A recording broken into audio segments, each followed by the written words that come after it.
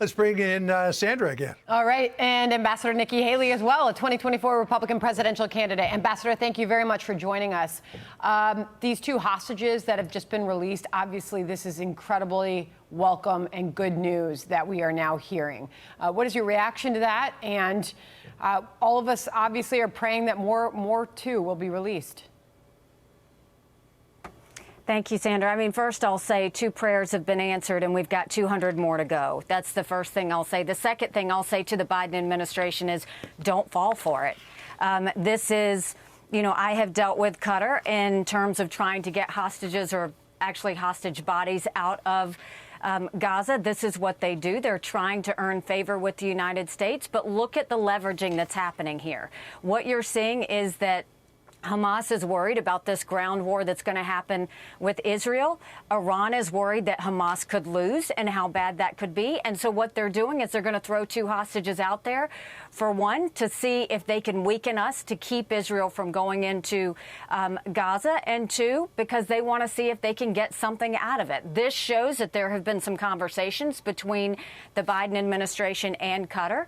This also shows that Iran is trying to find ways to intimidate by having Hezbollah shoot rockets, by having things happen from Yemen towards Israel, and by having Hamas continue to do what they do. This is a time to be smart. Go in smart. Don't let this weaken us. Don't fall for it. We've got 200 more hostages in there. And don't forget what happened on October 7th. They want everybody to forget. We can never forget. Israel needs to stay focused, determined, and America needs to have their back. All right. Well, we just put the picture up on the screen of that mother-daughter, the 2 hostages that were released. According to our sources, it was Qatari mediation that led to their release, and they are in the hands of the Red Cross right now. Ambassador Haley, we pray for more of those hostages to be released. As this continues and as that has now happened, where are you with this ground invasion, and should Israel move in, and when? Yes, Israel should move in. They should do what they need. They are a strong military. They're a fighting force, and they're determined.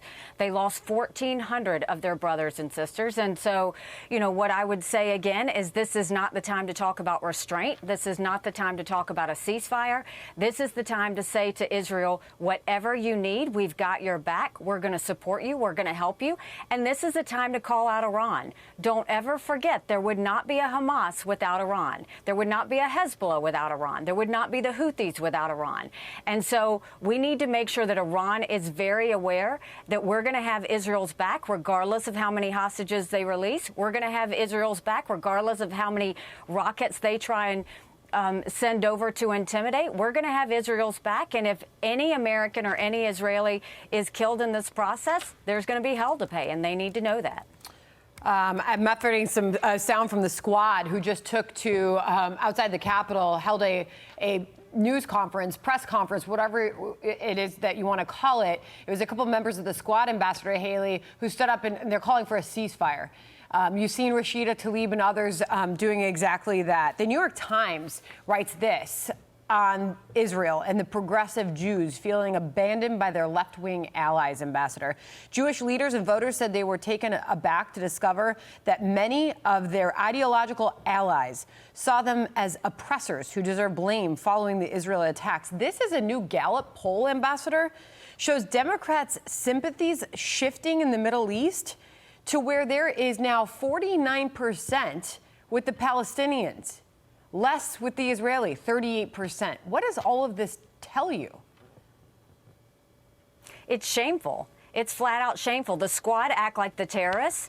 And what I'm waiting on is, where is Joe Biden? Why hasn't Joe Biden called out these terrorists? Why hasn't Joe Biden called out the squad? I mean, here they are, and they are basically mimicking pro-Hamas comments, mimicking basically what they're saying, trying to justify the deaths, the murders, the rapes of what happened. They refuse to acknowledge the bloodshed and the torture and the terrorists that have caused all of this. And so, look, I don't know the people that elected them in, but I do know a president who's allowing them to say these things, and he needs to step up. He doesn't need to go to the beach. He needs to call out the squad and tell them they've got to stop all of this terrorist talk and start supporting America and Israel and the freedom-loving countries that want to see this go away. Ambassador Haley, we're getting just another update on those hostages. The mother and daughter released The Prime Minister's office in Israel just released a Hebrew statement. We're attempting a translation here, where so far we know that the Prime Minister is saying in that statement he was able to meet with them a short time ago